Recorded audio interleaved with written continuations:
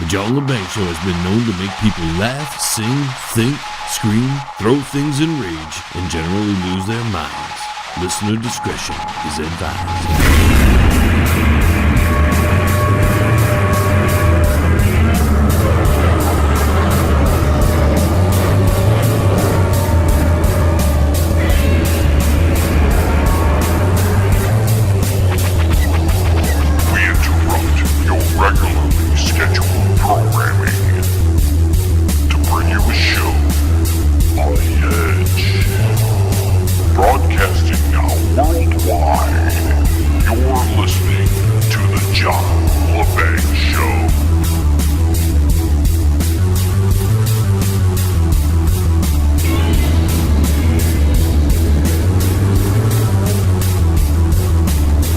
Derek Shelmerdine, author of Rock and Roll Unraveled and Rock and Roll Historian.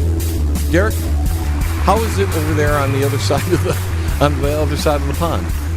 It's wonderful. I'm in Harrogate, North Yorkshire at the moment, and the sun was shining up until about 10 minutes ago. We have had the most unbelievably hot weekend. Apparently, it was as hot as Dubai at one point. So it's been pretty good. Really? And we just finished an ice storm that almost put us out of business here for a little while. Right. Different climates for different parts of the world. And we were out of power. And since the show's rolling on here, let's talk about a band with lots of power. AC/DC. Absolutely. I mean, one of the greatest rock bands, I think. And there's a great landmark for them as well, which is why they fit nicely. And the 14th of May 76 was when they released their first international album. I mean, they grew up, cut their teeth, as it were, in Australia. But it was the High Voltage album that got its US release on the 14th of May 76 that really set them on the road to international success. And the thing about that album that a lot of people don't know is that's kind of a conglomeration of songs that they had put together on Australian releases that they released to the U.S. After the fact. Absolutely, it's a combination of the first two Australian albums. One called High Voltage, another one called the second Australian album called TNT. And that actually includes their first Australian single, Can I Sit Next to You Girl? That's all on the High Voltage version that they put together for international release. Exactly. In fact, they had released that song prior with a different singer, and then they had gotten Bon in the band, and they re-released it, and I mean that just kicked off an amazing career. That's right. I mean, the guys actually, the Young brothers actually were born and bred in Glasgow in Scotland, and they were born around the sort of late 40s, early 50s, and the family emigrated to Australia. And as you say, they put a band together, and they did their first gig back in 1973 on Christmas Eve, New Year's Eve rather, at the Checkers Club in Sydney, and that was with their original vocalist, a guy called Dave Evans. And as you rightly said, he's the guy that actually appears on that first Australian single. What they built from there, Derek, is amazing. And you bring up the Young brothers. They had an older brother, George Young, who was in the Easy Beats. That's right. And he produced the albums as well, certainly a lot of the early albums. So he was very much part of the scene. Yeah, and they had, and I don't know how well you know their early stuff, but that first High Voltage album, which had a dog peeing on some kind of electrical box, That's right. There was some very strange material that was a lot different than the AC/DC we know now. Yeah, absolutely. I mean, they've really developed over the years. As you say, if you listen to the early albums, you can hear them moving into the more raucous stuff as they developed, because they released about 4 albums in Australia before the whole thing just got consolidated into an international situation. Yeah, and they grew from there. That's right. And they wouldn't have done it, I don't think, if they didn't have Bon Scott, because he was such a great frontman, and he came from the band The Valentines. That's right. Yeah, he was with the Valentines, and then he was with a band called Fraternity. Because he was actually, I think he joined AC/DC actually as a roadie or a chauffeur or something, before he was actually invited to take over from Dave Evans. Yeah, they were looking for a drummer. He was like a roadie, and then he got involved in the singing part. And next thing you know, they found Phil Rudd after that. Absolutely. I mean, what a great. I love the from roadie to band members stories. It does work around in reverse sometimes. Yeah, and the Rolling Stones, didn't it? Something like that? That's right. Ian Stewart, right, when Andrew Loog Oldham took over the management, he decided that he had the wrong image for the band. So he was relegated to tour manager. But it worked out nicely in AC/DC. Now, their first gig was way back in 1973. That's right, the Checkers Club. And that was Angus Young, Malcolm Young, and Dave Evans, and obviously a couple of other guys. I mean, Larry Van Crete was with them then, the original bass player, and a guy called Colin Burgess was with them. But they sort of fell by the wayside as the band was developing. Yep, and one of the greatest songs ever was on that first album, It's a Long Way to the Top. Oh, yeah, that's right. I mean, that album is filled with great music, and it's one of those albums that, unless you're a diehard AC/DC fan, you might not actually know what's on this album. But TNT's on this album. Like you said, Can I Sit Next to You, Girl? Little Lover, which is a great little blues tune. And then Live Wire and a bunch of other tunes. Yeah. Yeah, I mean, the early stuff, as you say, was really quite different to how they developed. But it's well worth delving into. And that's where things like Spotify are great. It gets the opportunity for someone to say, "Well, hey, I wonder what I've never actually heard those albums. Let's have a listen." And it's great then, because you can just check out stuff that either would cost you a small fortune to buy now on vinyl, or would be virtually impossible to get even if you had a small fortune. Derek, I'm such a big fan of AC/DC. I had all the vinyl, then I bought all their albums on cassette. Then I bought all their CDs, and now I have all the downloads. I mean, I've made them rich myself. I'm sure they'll remember you when they're sorting out some royalties, when they pass it on to posterity in the distant future, mate. That's right. So continue on, Derek. I keep interrupting you. No, absolutely.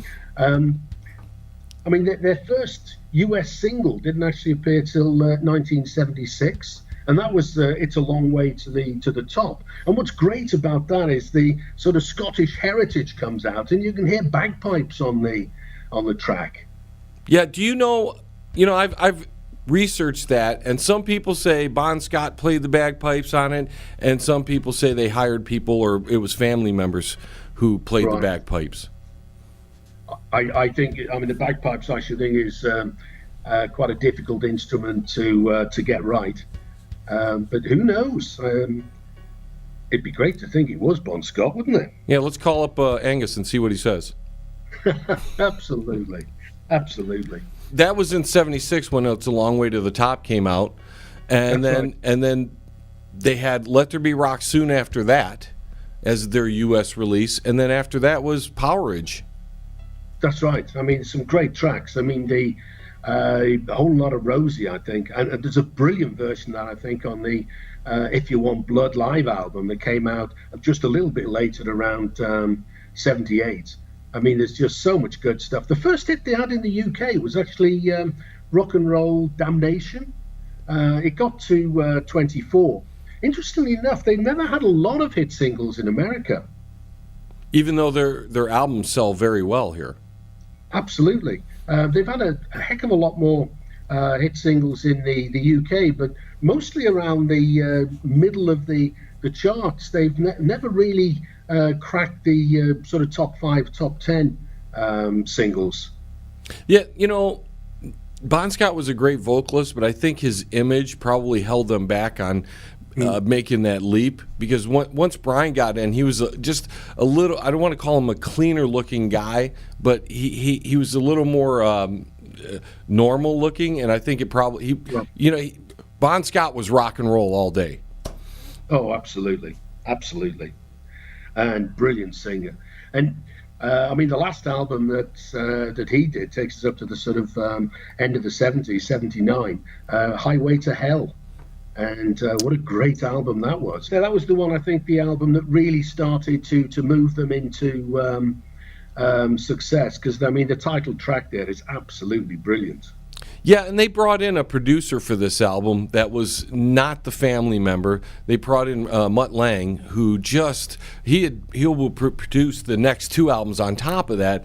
And I think the record company brought him in to take these guys to the next level. And the recording is timeless. You can throw in Highway to Hell to this day, and it sounds great. Absolutely. Yeah, I must say that's one of my favorite albums, Highway to Hell. What's your favorite song on there? Probably the title track, to be honest. Yeah, I'm into that Beating Around the Bush. It's the fifth song on the first, if you have the vinyl, on the first side. Yeah. Kids don't know about side A and side B. That's true. The CDs only have one side. But also there's a track called Night Prowler on that album that sort of pops up some years later. There was a guy called Richard Ramirez in California, and he was one of life's bad people. He was a serial killer, and he was arrested in 1985, so in the sort of years running up to that, he murdered at least 14 people. He was a burglar. He was actually charged with rape as well, and he's said to have been inspired by the Night Prowler track on that album. It was all that devil music, Derek. Yeah, absolutely. Because that was about the time when when people were starting to push that whole devil music and all that brainwashing and stuff with the music. Yeah. Zeppelin were into that. Well, Jimmy Page was into all that sort of side of it as well. But he ended up getting sentenced to death, Ramirez. And he spent 24 years on death row, and then died of complications from a particular illness. Interesting. It didn't turn out quite so well for him. It wasn't going to turn out well either way, I guess. Well, that's right.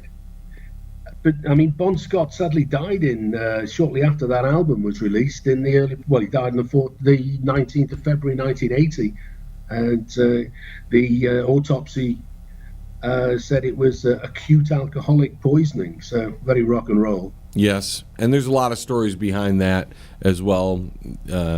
We won't get into them, but that was the unfortunate shift for AC/DC that really took them to make this mega band. It turned them into a mega band just with that sad moment in history, because without Brian Johnson, they don't have the next stuff coming up. Well, that's right, and I think the two albums there, the Highway to Hell, with Bon Scott just before he died, and then, as you say, Brian Johnson replaced Bon Scott, and they released the Back in Black album, and that was an excellent album because that was commercially very successful all over the world. Yeah, it was one of the high-selling rock albums of all time. Yeah, and one of my favorite tracks, Hell's Bells, is on that. I just love that particular track. And what a way to start off the album. Bong. Oh, absolutely. That album is filled from front to back with just, they were at the pinnacle of their writing career right there. Oh, that's right. And I love the way they included a track called Have a Drink on Me as a tip of the cap, I guess, to Bon Scott. Yeah, everything about that album was, even though it defined AC/DC for the rest of their career, it was them stepping into this. It was a bit dark for them, because they were a rock and roll band, good times and all that, and they were dark on that album. Well, because you just lost your lead singer. That's right. Hey, you listening there? Don't go anywhere. The John Lebang Show is going to be right back. Just ask the hillbilly. That's right. right after this. What about me? Maybe next time. Check out the new book from Derek Shelmerdine, Rock and Roll Unraveled. It tells the story of rock and roll from its roots right up until the mid-70s punk. Rock and Roll Unraveled. Not just the music, but also the events that shaped the music. Rock and Roll Unraveled. It includes the backgrounds to recording sessions, singles, album releases, births, and deaths, epic concerts, and festivals. Rock and Roll Unraveled. Shelmerdine has made a painstaking effort to document pretty much every event that would prove significant in shaping popular music. Rock and Roll Unraveled. Purchase the book at www.rockandrollunraveled.com. Follow him at Twitter at R&R Unraveled, and look him up on Facebook at Rock and Roll Unraveled. Rock and Roll Unraveled. By author Derek Shelmerdine. Available now. If you are elderly, disabled, receiving SSI or Medicaid, and you have a medical need or require assistance with daily housework, shopping, grooming, medication, you may qualify for housekeeping at no cost. Call now. VIP Home Healthcare, 248-579-3805. VIP Home Healthcare, there when you need them. That's 248-579-3805. I think of myself more as a song and dance man, you know. The only reason that we are still together is that the subtlety of delicate change in the music. Some of it's old, some of it's new, something borrowed, something brown. It's the sea of a band that wears makeup, and you've got snakes, and you've got guillotines, and you've got really hard rock, Detroit rock and roll. I mean, all those groups and people that started off when we were starting off, they're all still going. It's funny how many times rock and roll has been dead. Yeah, how many times people have said it's been dead, it just keeps coming back like a bloody phoenix. Rock and roll! I mean, it's interesting. I mean, Brian Johnson himself came from a British band called Geordie, and they had 4 hit singles in the UK in the early 70s, 72, 73. But they hadn't been successful in America, so he'd been a bit of an unknown quantity when he joined the band outside the UK. Well, I mean, Geordie weren't that successful or that well known in the UK. But I think he brought. I think he picked up the mantle and continued the band. I think in the right direction. And he had the only voice that could step in, and I don't want to say replace Bon Scott, but to carry the band on. I mean, he just had power that. Yeah. I mean, how many singers has copied what Brian Johnson did after that? That's scream. Right. Not many guys were doing this. Bond's scream was a little different. But Brian's scream was just, especially on that album, Mutt Lange got him to do things that I don't think he could ever do again. Yeah. And on the Geordie side of things, I have to say, if it wasn't for Brian Johnson getting in AC/DC, I wouldn't have bought it. I had like 4 Geordie albums myself. So, they had put out some later stuff after Brian was in the band and re-updated the sounds, and I guess they call it remastered back then, although it's not like they do today. But just because Brian was in the band, I wanted to hear what he was doing before. That's right. I mean, that's one of the things I've always found interesting is to go back into some of the bands that people were involved with before. You sort of got to know them through a different band. That was one of the things I really enjoyed about writing the book, to be honest, was delving back into the roots of where a lot of these lineups came from, and it gets you into a lot more interesting music as well, as you find these tentacles taking you off in all kinds of different directions. That's correct. On another note, I think it was Angus and Malcolm were in a band with their brother called like the Marshall Hooker Band or something like that. Yeah. And I came across them later on, and that music is like a whole different genre. It's not even close to AC/DC. And like you said, sometimes these other bands, when you research them, when you start listening to the music, you're like, wow, I never knew they could do this style of music. Yeah.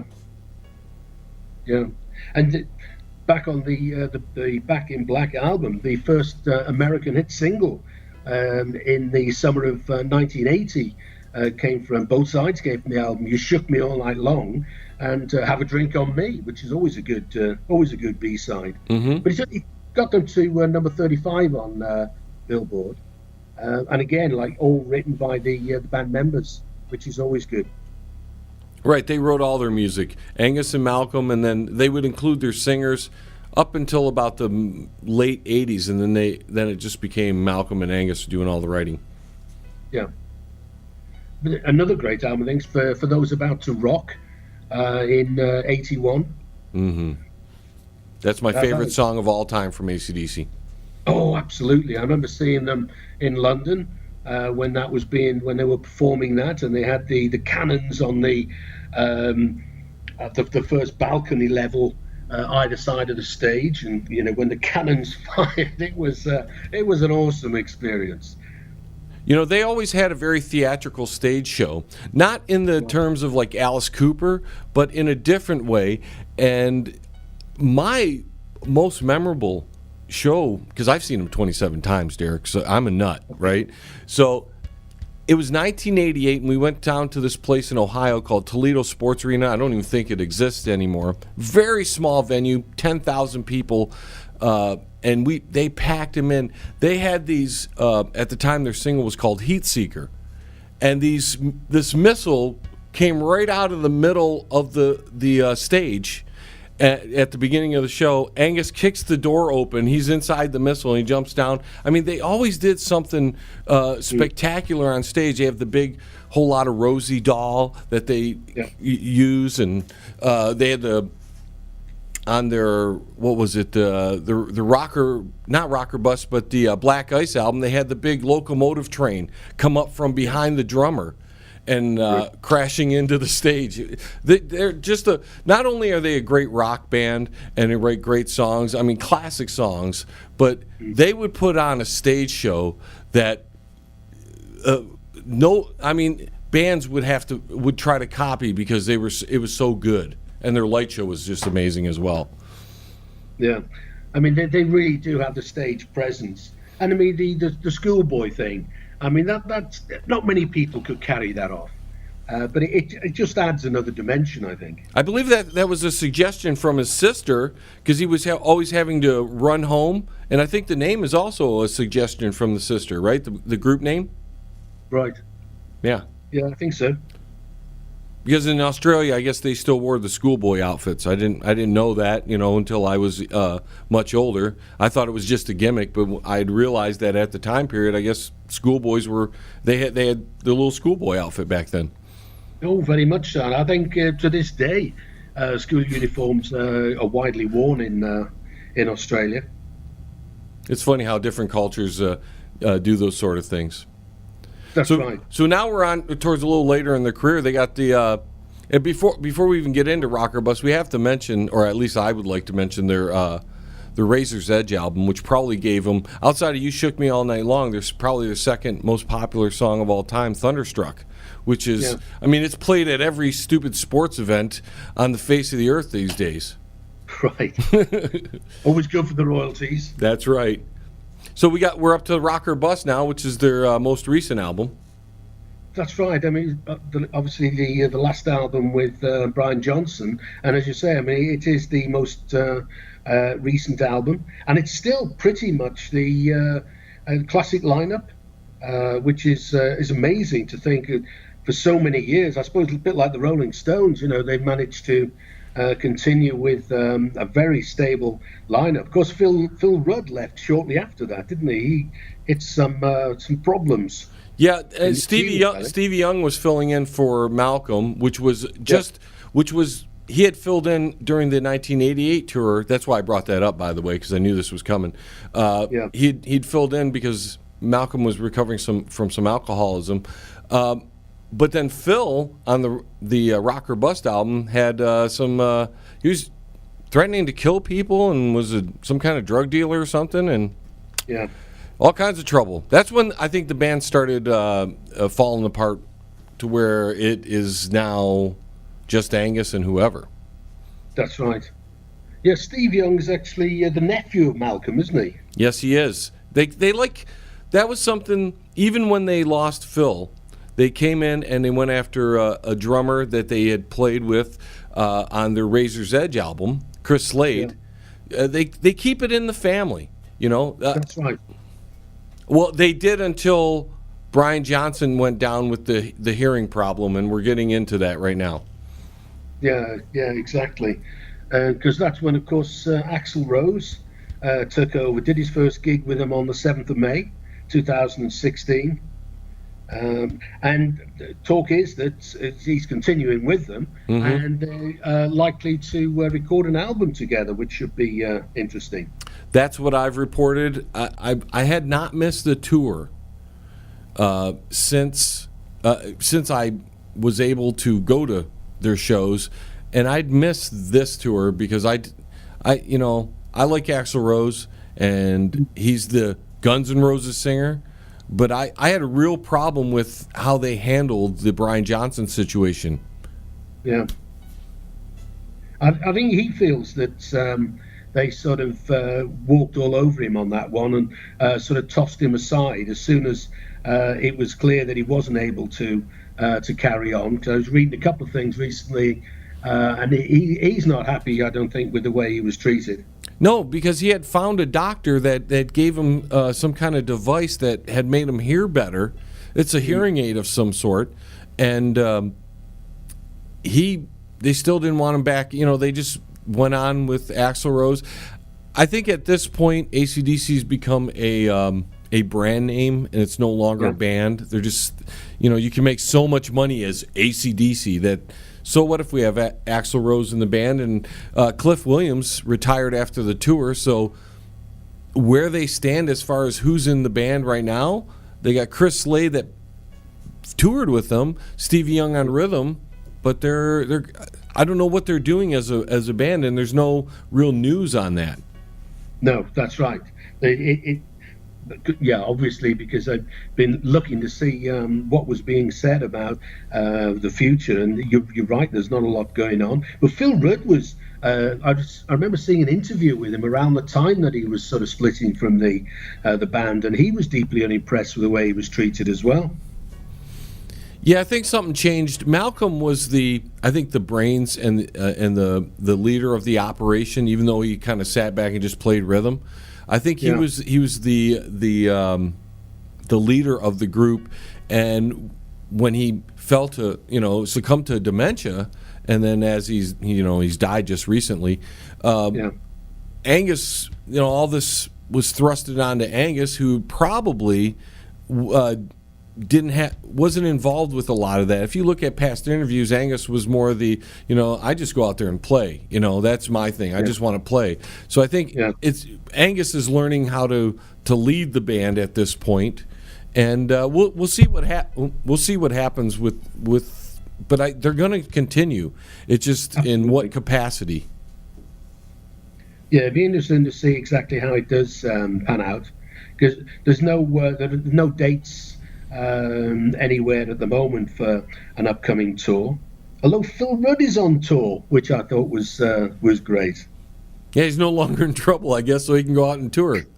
Well, he's taken himself off to Europe, and if you happen to be in Europe, various countries there, between the 4th of May and the 16th of June, you'll be able to see Phil Rudd in concert, which is good. It's good to see at least one of them on the road. Yeah, he had an album come out right around the time Rock or Bust happened, and so that it's probably the same group that he's rocking with. So we've talked our brains out with AC/DC, and we still got more to go to. Hey, you. Yeah, you. Listening there. Don't go anywhere. The John Lebang Show is going to be right back. Just ask the hillbilly. That's right. Right after this. What about me? Maybe next time. Okay, fellas, let's play smart out here. Yeah, we all know how to play hockey. I've never played before. Okay, well, most of us know how to play. Welcome to Virtual Infinity. So much for my fear of drowning. Now what do? I say we really do our best. What do I owes the pleasure of this quiz? We got a big problem here. Run, Leroy, run! Don't let it grab you. Holy bases! Whoa! Counting this play, Virtual Infinity. A special presentation of the John Lebang Show. Pane in the Glass, commercial and residential window cleaning. For a beautiful sparkling shine that's crystal clear, call Pane in the Glass Window Cleaning. You can find them on Facebook at Pane in the Glass. Hey, man, it's at the bottom of the hour, man. Do you know where your kids are, man? I think you wanted to talk about Mr. Bruce Springsteen. That's right. I mean, that guy never stops. Absolutely amazing. And it's a landmark in his career as well in May, because on the 19th of May in 1974, it was where he was finally starting to get recognised. He was opening for Bonnie Raitt at Harvard Square Theatre in Cambridge, Massachusetts, and John Landau was in the audience at the time. He's a writer, as you know, and he did a review, and it's a brilliant review. And part of it says, and I quote, "But tonight there is someone I can write of the way I used to write, without reservations of any kind. Last Thursday, at the Harvard Square Theatre, I saw my rock and roll past flash before my eyes, and I saw something else. I saw rock and roll future, and its name is Bruce Springsteen." Oh, that is awesome. Absolutely awesome review. But I mean, he'd been around quite a while before we get to 1974. I mean, he joined his first band in about 66, a band called the Castiles, and the drummer was a guy called Bart Haynes, who was killed in Vietnam. He actually died on the 22nd of October 67. But on the 18th of May 66, he was in Mr. Music Studio in New Jersey, and Springsteen had his first ever recording session, and he was even writing his own material then. He co-wrote the two songs that they recorded, That's What You Get and Baby I. So, I mean, the guy's been around like a lot of these rock stars. You know, they don't appear overnight. The Castiles went on till about 68, but I think it probably started around the summer of 71 when Springsteen started to pull together musicians that became the E Street Band. And that was 71. He was doing that. So that's the birth of the band. Absolutely, yeah. I mean, he was learning his trade, as it were, earlier on, and then they put their first album out in 73. So again, you know, there was quite a while before he started to pull the E Street Band together, and they released Greetings from Asbury Park, New Jersey, on the 5th of January 73 in America. And that's got one of the great covers of my favorite covers, the Manfred Mann cover, Blinded by the Light, in 1976. And I think that's a great song. I really like that. Yeah, that's one of the classic songs right there. Yeah. And it's another 2 years, really, before the hype gave way to stardom, as it were. Because you imagine, you know, back in 1970, early summer of 74, you're having John Loud saying, rock and roll future, and it's Bruce Springsteen. But it was 75. Coincided a couple of things. He did this famous 5 Nights at the Bottom Line Club in New York, but it was his third album, Born to Run, that captured the imagination. So the summer of 75. Baby, I was born to run. Oh, it's a great album, that. I do like that. I like cover versions as well there, John. Well, I try. You know, I'm not a great singer like Bruce, but I try. And with my little cold thing happening, I'm not going to try too hard. Absolutely. But that made him really a world-class rocker, and he was a household name by then.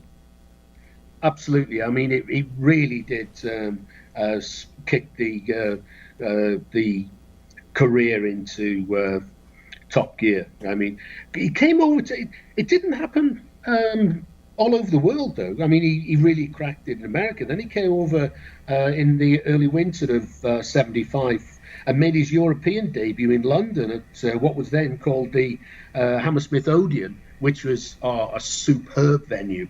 I saw loads of great people there. But I can remember, I lived in London at the time, And the hype surrounding the Born to Run tour was absolutely enormous.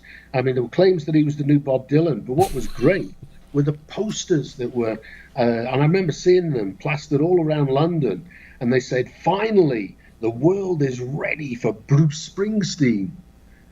But We should use that. Finally, the world is ready for Derek and John. I like that. Yeah, the only problem was Springsteen met with some very mixed reviews. Difficult to believe that now, because a bit like AC/DC, I mean, he is a very, very, very good and entertaining live performer. But he didn't convince everybody at the time. Now, the E Street Band back then, was it as big as it is now, or more recent times? Because didn't he have like 7 or 8 people in that band? There's always been a lot to it. And of course, Clarence Clements, sax, absolutely amazing. Yes. I think that was one of his very clever moves, was to have a very prominent sax, because in the 50s, it wasn't the guitar that was the prominent instrument. If you listen to 50s classic era rock and roll, the instrumental breaks are by and large sax breaks rather than guitar breaks. So by bringing such a great sax player into a rock and roll band, a rock band, and having then the ability to do sax breaks and guitar breaks, I think is one of the secrets to why he's been so successful. Yeah, it gave him this little niche that nobody else was doing. That's right. I mean, very few people use sax in the same way, and it really does bring a true rock and roll dimension to the music. And Clements, of course, was such a brilliant player. I mean, you could recognize him anywhere. And we all need a little more sax, don't we? Never get too much, in my experience. But Springsteen's now reinvented himself almost as a one-man show, and he's been running on the Walter Kerr Theatre with a one-man show called Springsteen on Broadway. And the dates shown on his website at the moment, 2nd of May to the 30th of June, are all sold out. But I was reading earlier that there's a whole bunch of extra shows been put on now, from the 10th of July through to the 15th of December. I'm not sure. They're not advertised yet. So if anyone is able to or will be in New York in the second half of the year, well worth keeping an eye on the site, because those tickets will sell, I should think, very, very quickly. Now, is this some kind of live music show, or is he incorporating some kind of drama to this? What's going on? Because you said Springsteen on Broadway. Yeah, that's very much how it's positioned. I haven't been able to find too much about exactly what the show's about, but it's very much positioned as a one-man show. So I guess there'll be a whole load of different elements to it. Interesting. Maybe you'll tell stories and stuff like that, because that gets from these guys who have been around a long time. I'm sure they've got some great stories that they can tell and maybe incorporate with their music and stuff. Absolutely, and he has been beavering away since the mid '60s. So he's seen lots of musical genres come and go, and he's developed into one of the biggest rock stars ever. Basically, if you had to pick some rock stars who'd set the scene, Bruce Springsteen would have to be up there with them, I think. Yep, and another guy would be Jeff Beck. Oh, without a shadow of a doubt. And he's somebody else who's got a great anniversary in May, because on the 16th of May he recorded Beck's Bolero, 1966, and at the time he was still with the Yardbirds, and he decided to get a session together, and he pulled in Jimmy Page, who was also in the Yardbirds at the time, and the Who's drummer Keith Moon, and future Led Zeppelin bassist John Paul Jones, and Nicky Hopkins, who played piano with just about everybody. I mean, he goes on tour with the Rolling Stones, so and plays on a lot of their albums. And they recorded Ravel's Bolero at IBC Studios in London. Man, I bet you that's a good album. I don't think I've ever heard that. Oh, it's great. Well, what happened was that, as I say, he was still with the Yardbirds when he recorded in the May, and then in the late '66 he left the Yardbirds, and it became the B-side of his first single, "Hi-Ho Silver Lining," which is not, I must say, the greatest rock and roll song of all time, but it was very popular at the time. Gave him a hit. But there was talk about that lineup actually forming a new group, because he was obviously towards the latter stages with the Yardbirds. And of course, Jimmy Page joined the Yardbirds as the bass player. And the bass player, he was a little underused there. Well, yeah, exactly. I mean, he was a well-respected session guitarist at the time. But then the rhythm guitar player in the Yardbirds moved to bass, and Jimmy Page became another lead guitarist, basically. And for a very short period, they were a dual lead guitar, a bit like the Allman Brothers, a dual lead guitar band with Jeff Beck and Jimmy Page. Very little recorded, sadly. One of the few things was they did a cameo in a Michelangelo Antonioni movie, Blow Up, and there's one song in there, Stroll On, and that's one of the few recorded sessions with Beck and Jimmy Page together. Interesting. Yeah. And when that happened? That was, the film itself was released in America on the 18th of December, 66. So again, this is all the latter part of 66. I mean, he joined the Yardbirds as Eric Clapton's replacement, of course, because Eric Clapton was decided the Yardbirds were coming a little bit too pop music-like with, I think it was the third single, For Your Love. So he moved on and joined John Mayall's Blues Breakers, and Jeff Beck took his place, and he'd been with a group called the Tridents before, one of these little-known British R&B bands of the early middle 60s. It's just amazing that so many great guitar players went through or came from the Yardbirds. Oh, absolutely. It's got a real history. I mean, there were a few bands like that spawned a lot of later superstar people like Alexis Corner and John Mayall particularly. They had loads of great people through the ranks. In fact, if they were still touring, it'd be great to use them in some of the stories, but sadly most of these people have moved on to the great gig in the sky now. Right. Deep Purple was a little bit like that as well. They had some really great guys that went through that band and then went on to their own things. Absolutely. And they often came from earlier bands that are much less well known, people like Screaming Lord Sutch and the Savages. A load of great people went through. I mean, Ritchie Blackmore, for instance, was with Screaming Lord Sutch. So it's great when you delve back into some of these bands as to who came where and who went on. Ritchie Blackmore is like the riff master. I mean, he just can make the riffs that they're just classic. Yeah.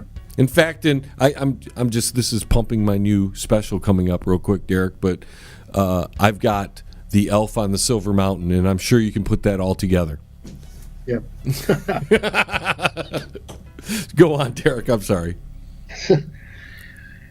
He moved on and formed his own group in early 67, and they played with Roy Orbison. Roy Orbison was over on a UK package tour, and that kicked off on the 3rd of March, and the newly formed Jeff Beck group were on the bill, and that was with Rod Stewart and Ron Wood. I mean, just amazing, all the great musicians and singers that were all working together and trading and that would have been a great time to be old enough to see all that, but I was either too young or I didn't even exist. I mean, people like Rod Stewart were virtually unknown at the time. He's another one of these guys who was beavering away from the early middle 60s for a year, half a decade before he found success, probably with his next venture, of course. Because interestingly enough, that's Roy Orbison tour. On the same bill was the Small Faces. And after Steve Marriott left, Rod Stewart and Ron Wood teamed up with the other Small Faces, Ronnie Lane, Ian McLagan, and Kenny Jones, and they became the Faces. And that was really the beginning, I think, of Rod Stewart's international fame. This guy, he still plays Rod Stewart. Again, these guys don't ever go away. That's right. Interestingly enough, with Rod Stewart, he's very much into a wider range of music now. He does these American songbook type 40s and 50s classics, as well as the rock music. But the Jeff Beck group itself, so there were two incarnations of the Jeff Beck group. But this first incarnation, Viv Prince, the drummer with Pretty Things for a while, he very briefly played in an early lineup of the Jeff Beck group. And Jet Harris, who was the bass player with the original Shadows. So as listeners to British stations who've been well versed with Cliff Richard and the Shadows, Jet Harris was one of the original players there, and they both moved on. Aisley Dunbar became the regular drummer then. Another guy that's got a heck of a pedigree. With You John can say Mayer hell. It's okay. You can say hell. That's good. Never quite sure in this politically correct world we live in. Yeah, there's nothing politically correct about our show. Don't worry about it. That's good. But, I mean, he was with Mail, Zappa, and all kinds of great people. And that's really when Jeff Beck came to fame with the Yardbirds and then the Jeff Beck group. And he's just gone on to become one of the most successful guitarists ever. Absolutely incredible. And he's on tour, right? Yeah, that's right. 8th of June through to the 26th of August. He can be seen across Europe, the UK, Scandinavia, and America. So he's busy at the moment.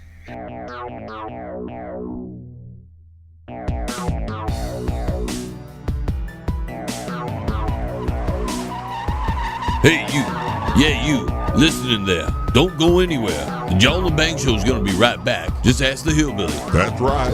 Right after this. What about me? Maybe next time. Powerful, epic music by Toot Box Roll.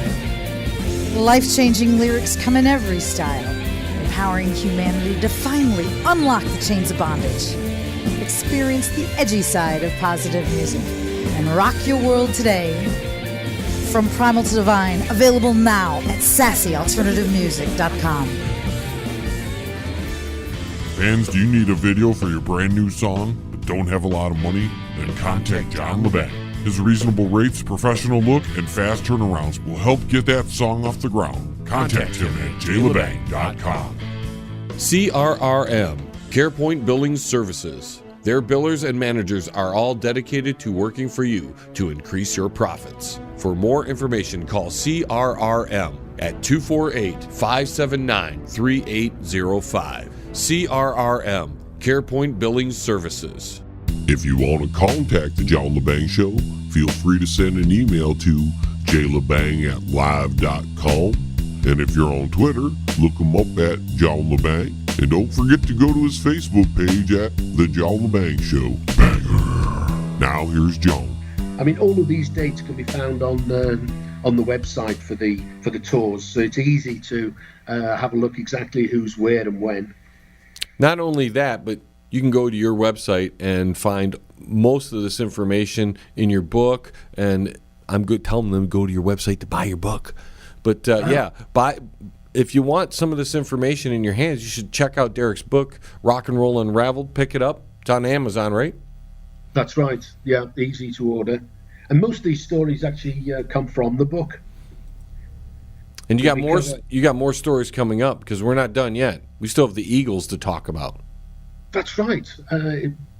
Another one of the very successful groups that had quite a rocky time. I mean, interestingly enough, the reason we're talking about them was that May the 26th, 1994 was a very significant day because that was the day that Hell actually froze over and they started off their Hell Freezes Over tour. What had happened was that 14 years earlier, they'd all split up in a very, very unhappy way. And they were quoted at the time as saying, "We would never tour again until hell freezes over." Well, 26th of May 94, get your skates out. And they were back.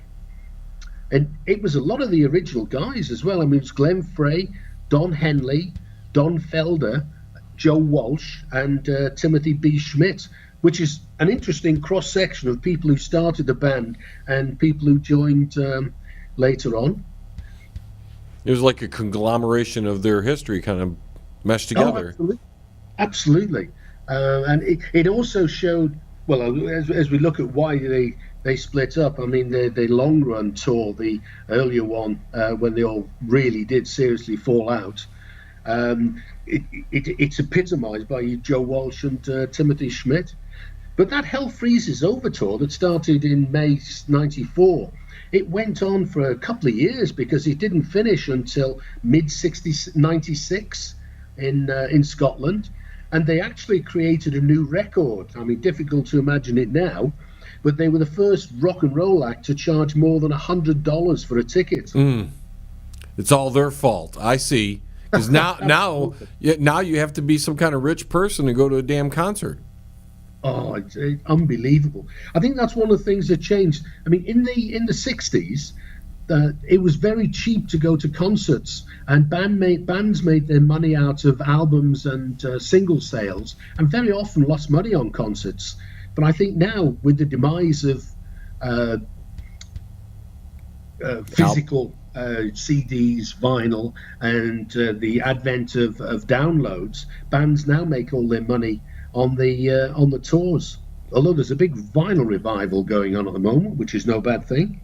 Derek, we were talking about AC/DC earlier. First time I went to their concert, 1985, $12.95 a ticket. I remember that. I stood in line for that. Yeah. Last time I went to see him, $120 a ticket. Yeah, damn inflation. Yeah, exactly. So continue on with the Eagles. Yeah, they.